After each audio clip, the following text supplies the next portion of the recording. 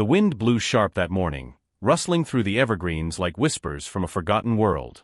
The man who stood in the clearing, weathered quiet, with shoulders that sagged from time and memory, pulled his flannel tighter against his chest and adjusted the brim of his old hat. It was a brown felt hat. Faded from the sun, frayed at the edges, but sturdy. He'd had it for years.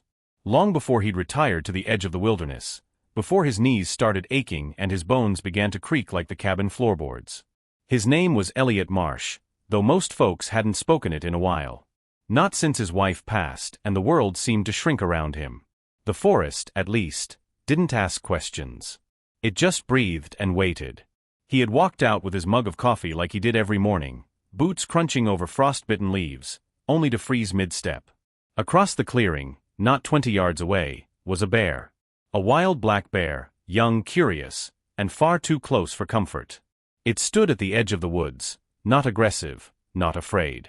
Just watching. Its thick coat shimmered with dew. Its breath steamed in the cold. And in its eyes was something Elliot didn't expect. Recognition. He slowly backed toward the porch. The bear didn't move. Then, in a motion almost casual, it stepped forward, and stopped right beside the wooden railing. Inches away from the old felt hat Elliot had left there the night before. The bear sniffed it. Paused. Then, with a clumsy swipe of its paw, it took the hat. Just plucked it from the porch like it was the most natural thing in the world. Elliot blinked. "Hey, what do you think you're doing?" The bear tilted its head. And then, without another sound, it turned and ambled back into the trees, Elliot's hat still perched awkwardly on its head. He stood there for a long time, the coffee cooling in his hand. "What in the hell was that?" he murmured. That night, Elliot couldn't sleep. He kept replaying the image. The bear, the porch, the slow, deliberate theft of a man's favorite hat. It should have been laughable, if it hadn't also felt deliberate. Purposeful. He thought about telling someone. Maybe calling the ranger station.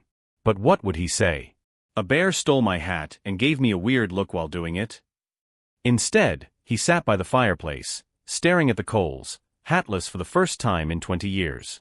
And strangely, he missed it more than he thought he would. Not just the hat. But what had taken it? The next morning, the wind was quieter. Elliot walked the same path, steaming mug in hand. He wasn't expecting anything. But there, just inside the tree line, stood the bear again. No hat this time. Just the same steady stare. As if it was waiting. Elliot paused. "Well," he muttered, "you've got my hat.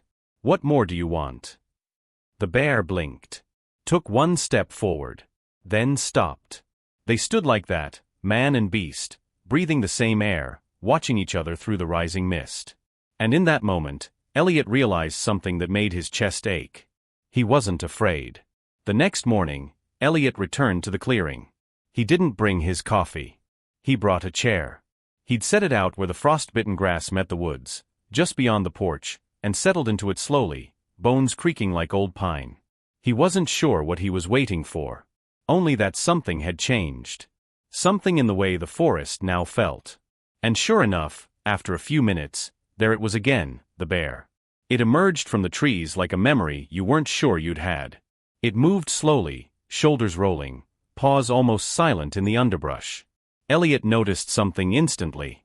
The bear was wearing the hat. Crooked, of course. Tilted sideways and mashed over one ear. But unmistakably his. Elliot let out a snort. "Well, I'll be damned." The bear sat. Just sat, as if mimicking him. It didn't growl. Didn't charge. Didn't even blink for a long time. Just stared across the invisible line that separated wild from human. For 20 minutes, they watched each other. The old man. The young bear. And a battered hat caught somewhere in between. This became a pattern. Every morning for the next week, Elliot would sit in the chair. And every morning, as if summoned by some silent agreement, the bear would appear. Never too close. Never too far. Sometimes it wore the hat. Other times, it carried it in its mouth like a trophy. Once, Elliot swore the bear had tried to bow with it, dipping its head as if it understood this wasn't just a hat. It was a symbol. A connection. "It's not just a game to you," Elliot muttered one morning, watching the creature pace along the trees. "You're trying to say something, aren't you?" On the 10th morning, the bear came closer. Not by much. Just a few slow steps past its usual boundary. Close enough that Elliot could see its breath puffing like steam engines in the cold air. Its fur was thick and dark, but its eyes were bright. Intelligent. Elliot, on instinct, reached into his coat pocket and tossed something across the grass, a small biscuit. Nothing fancy. Just leftovers. The bear sniffed the air. Then, cautiously, it approached. Took the biscuit gently between its jaws. And backed away. Elliot's heart thudded. Guess we're really doing this, huh? The next day, he brought more. It didn't take long for the ritual to evolve. The bear, whom Elliot had begun calling Hat, now came twice a day. Always quiet, always on his own. And every time, Elliot would leave something: berries, old apples, pieces of cooked meat. But then, the bear began bringing things back. One morning, Elliot found a piece of bark laid neatly beside the porch. Another time, a cluster of pine cones stacked like a miniature tower. And once, a clump of wildflowers, purple and blue, clutched between the bear's jaws like a bouquet. "Are we trading?" Elliot asked aloud, laughing softly. "You bring me pine cones, I give you snacks? Is that how this works?" Hat didn't respond. But the look in his eyes, calm, curious, respectful, made Elliot feel like maybe the answer was yes. One morning, a storm rolled in. Gray clouds smothered the sky, and cold rain fell in sheets. Elliot didn't expect the bear that day. But as he looked out from his window, their hats stood. Soaked. Shivering slightly. But wearing the hat again, now cleaned and dry. Placed neatly at the edge of the porch, as if returned with great care. Elliot opened the door and stared in disbelief. "You brought it back?" The bear didn't move. Elliot took the hat gently in his hands. It smelled faintly of pine and moss. It had been cared for. He looked up at Hat. "Thank you." The bear turned slowly, stepped back into the trees, and vanished into the storm. The morning after the storm, Elliot awoke to silence, the kind that settles over the woods after the rain scrubs everything clean. The ground outside was soft and spongy. The trees shimmered with beads of water. The air smelled like pine needles and earth. It was peaceful, too peaceful. The bear didn't come that morning. Elliot sat in his usual chair, the worn hat once stolen now resting back on his head. He tapped his fingers against his knees. He waited. But the forest was empty. Quiet. Even the birds seemed hesitant to break the stillness. "He's not coming today," Elliot said aloud, trying not to sound disappointed. "He's got his own life." But the truth was, he missed him. He missed the silent companionship. The slow head tilts. The soft-footed arrival at dawn and dusk. That ridiculous crooked way the bear wore his hat. And above all, the feeling of being seen. It wasn't until the third day of absence that Elliot truly began to worry. He wandered deeper into the woods than usual, whistling softly, not really expecting a response but hoping for one anyway. "Hat," he called. Nothing. A squirrel darted across the path. A crow cawed from high above. But no sign of the bear. And then, just as Elliot was about to turn back, he saw something resting against a fallen log. A feather. Long. Black. Tipped with red. And laid across it, almost reverently, was a flat, smooth river stone, with a single paw-sized claw mark across it. A gift? Or a message? Elliot crouched down slowly and picked up the feather. He didn't know why, but it made his chest ache. That night, Elliot dreamed of the forest. But not the way it was now, quiet and still. In his dream, the woods were alive. He saw shapes moving between trees, heard distant growls and soft patting of paws. He followed the sounds, deeper and deeper, until he found a clearing bathed in golden light. There, sitting in the middle, was the bear. Hat. Wearing the brown felt hat, perfect and clean. He was surrounded by objects: pine cones, feathers, stones, sticks arranged in circles. And at the bear's feet, a small torn photograph. Elliot squinted. It was him younger, standing with his wife by the cabin. He gasped and woke up covered in sweat. He didn't know what it meant. But he knew something had changed. The next morning, the bear returned. Quietly. Without sound. But with something unusual in his mouth, a bundle of cloth. Elliot stood as the bear approached the porch and gently placed the item at his feet. It was a scarf. Old. Tattered. But one Elliot recognized immediately. It had belonged to his wife. He hadn't seen it in years, thought it had been lost, perhaps fallen behind a drawer or tucked away with old winter clothes. But here it was. Mud-streaked, slightly torn at the edge. And carried all this way, by a bear. Elliot's breath caught in his throat. How did you find this? Hat didn't answer, of course. But he sat. Calm. Still. Elliot picked up the scarf with trembling hands. You're not just some curious animal, are you? Hat blinked slowly. You've been watching. Listening. The bear gave a small soft snort, a sound Elliot had come to recognize as acknowledgement. And in that quiet moment between man and beast, something passed between them. Understanding. Later that evening, Elliot found himself on the porch again. Hat lay at the edge of the clearing, just beyond the firelight, his large head resting on his paws. Elliot sat with the scarf folded in his lap, sipping tea, watching the flickering flames. You've brought me more than just my hat, haven't you? He murmured. Hat stirred slightly, eyes glinting in the light. You brought me back to me. He paused. Then added, softer. Thank you. Hat didn't move. But he didn't leave, either. And that night, for the first time in months, Elliot didn't feel alone. Winter returned with a slow vengeance. By mid-November, the forest around Elliot's cabin had grown pale and brittle. The wind howled through the trees like a warning, and snow arrived not in gentle flurries, but in thick, relentless waves.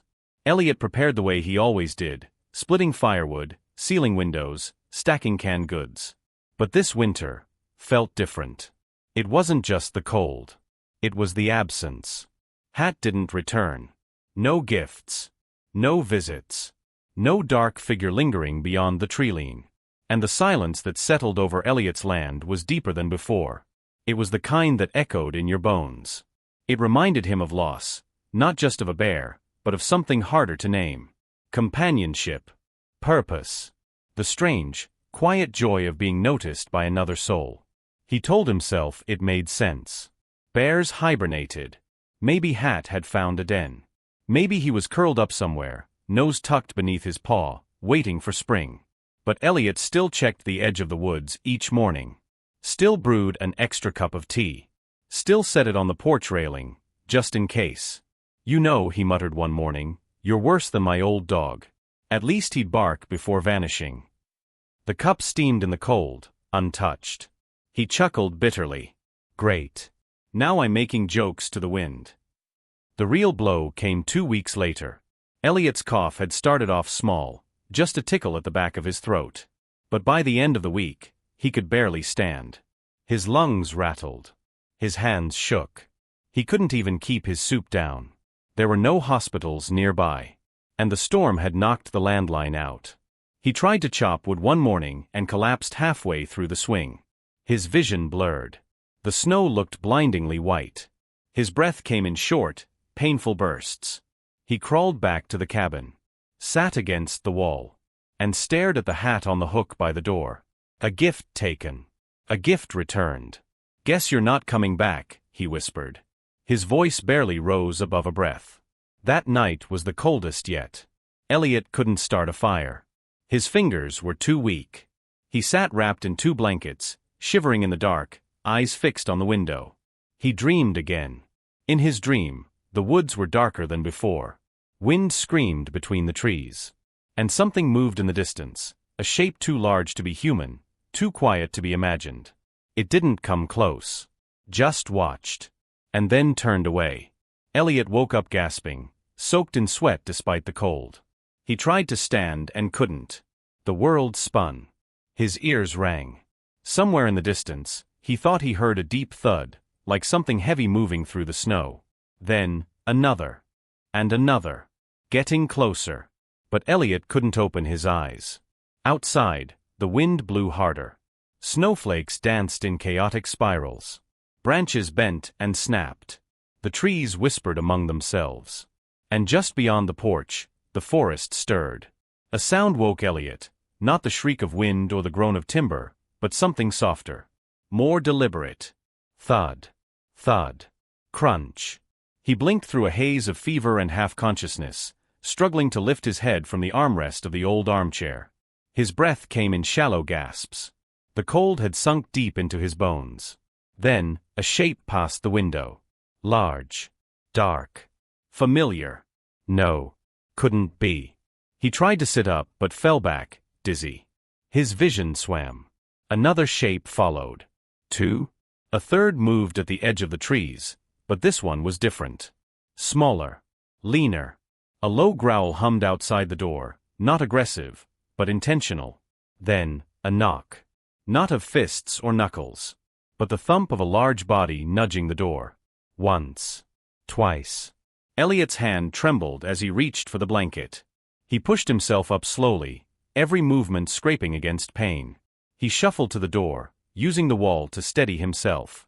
He cracked it open, just enough to let the cold stab into the room. And standing there, snow coating his thick black fur, was Hat. The bear's eyes met his, intelligent, sharp, unwavering.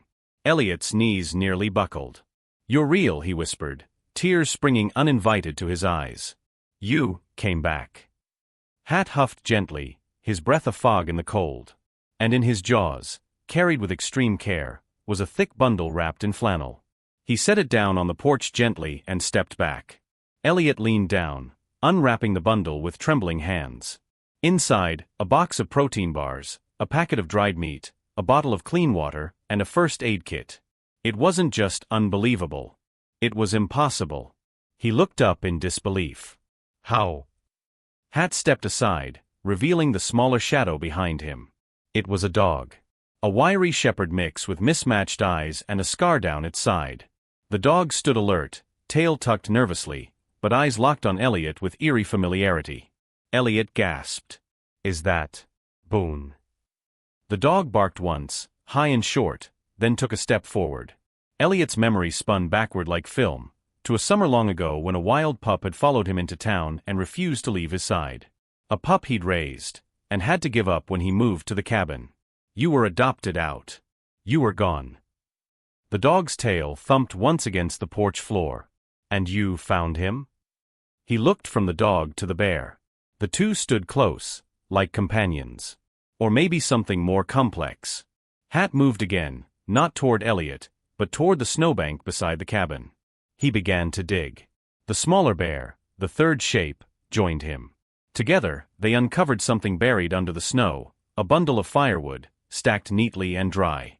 They had stockpiled it. For him. Elliot's heart swelled and broke all at once. "I don't understand any of this," he said softly. "But I don't think I have to." Hat turned his head, ears twitching. Elliot took a deep breath and stood straighter, despite the pain. "You saved me."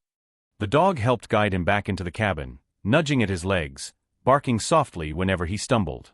The bears didn't follow, they remained outside, standing guard as if they knew this was a human space. Elliot collapsed onto the couch as Boone fetched the water bottle with his teeth and placed it beside him. Through the window, he watched Hat sit down facing the woods. The younger bear lay beside him, mirroring his posture. They weren't just wild anymore. They were connected. To each other. To the dog. To Elliot. That night, Elliot slept deeply, his fever broken, his strength slowly returning. Outside, the cold raged, but inside the cabin, the fire roared high again. The impossible visitors remained through the night. Not intruding. Just present. And as the snow fell, Elliot dreamed not of silence, but of footsteps in the snow, 3 large, 1 small, circling a cabin where once a man had lived alone. The sun rose behind a thin veil of fog, painting the forest in soft gold and muted blues. Snow still clung to the trees, but it was thinner now, melting along the edges. The season was changing. Elliot stood on his porch, a cane in one hand, his old wool hat, the one the bear had once stolen, pulled low over his ears. Across the clearing, Hat sat quietly with the younger bear beside him. Boone, the dog, lay between them like a shared bridge between man and wild. They had stayed all night. Guarding. Watching. Waiting. And now, they were ready. Elliot took a cautious step forward. Hat rose immediately. Without hesitation, he turned and began to walk toward the tree line, then paused, looking over his shoulder. An invitation. Elliot's brow furrowed. You want me to follow? Hat chuffed once, a deep, deliberate exhale. Boone stood, wagging his tail. The message was clear. And though his joints ached and every doctor he'd ever known would have warned against it, Elliot followed. The path was slow and winding. Hat led. Boone stayed at Elliot's side. The younger bear trailed behind like a silent shadow. They moved deeper into the forest than Elliot had dared go in years. Past the creek he used to fish. Past the old lightning-struck oak. Deeper still, where the trees stood like ancient guardians and even birds dared not sing. And then they arrived. A wide, bowl-shaped clearing opened before them. At its center stood a ring of large stones, clearly not natural. Someone or something had arranged them long ago. And resting in the center of that ring was a bundle, wrapped in an oilskin jacket. Elliot's breath caught. He stepped forward, slowly, reverently. His hands trembled as he knelt before the bundle and unfolded it. Inside lay an old photograph, water-stained, but intact. A journal, its pages filled with sketches and maps. A rusted dog tag. And a carved wooden figurine of a bear, smoothed by age and handling. He recognized them all. These weren't random relics. They belonged to his brother. Jason had vanished 20 years ago during a hiking trip. Search teams had combed the mountains for weeks. All they ever found was a torn pack and some scattered supplies. They'd assumed the worst. But here it all was. Carefully preserved. Hidden. Protected. And now, returned. By a bear. Elliot sank to his knees. Why show me this now? Hat stepped into the circle. He lowered his massive head and nudged the wooden bear figurine forward with his nose. It wasn't just a gift. It was a memory. A piece of someone lost. Carried by someone never expected to remember. The pieces clicked together in Elliot's mind. Hat had found Jason's things. Maybe even seen him at the end. Carried the memory. Kept it safe. And when Elliot grew too weak to look anymore, brought it back. Something inside Elliot broke open. Tears streamed freely down his cheeks. You knew, he whispered. You remembered. All these years. Hat rumbled softly. Then, for the first time since the very beginning, stepped forward and pressed his forehead to Elliot's. It was not a wild act. It was not instinct. It was something else. Recognition. Grief. Closure. They stayed there for a long while, in silence. Man. Bear. Dog.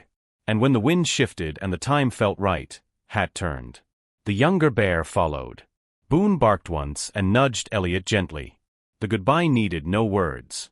They disappeared back into the forest. No promises. No guarantees. Just the memory of what had been shared. Elliot never saw Hat again. But he didn't need to. The journal and items were delivered to the local ranger station, confirming Jason's fate, bringing long-awaited peace to a mystery that had haunted the mountains. And Elliot's cabin changed. The porch was rebuilt. The firewood stacked higher. The path to the clearing cleared and maintained. He even installed a bench there, beneath the trees. In the center of the ring, he placed the figurine, the wooden bear, atop a carved stone pedestal. Visitors came sometimes, asking about the statue. He'd only smile and say, "A friend returned it." They say animals don't remember. That wild creatures don't love. Don't grieve. Don't understand. But in the mountains behind Elliot's home, there are tracks that say otherwise. Scratches on a pine tree. Berries left near the porch. And on clear nights, if you sit quietly by the fire and listen, you just might hear footsteps in the snow. The ones that never really left.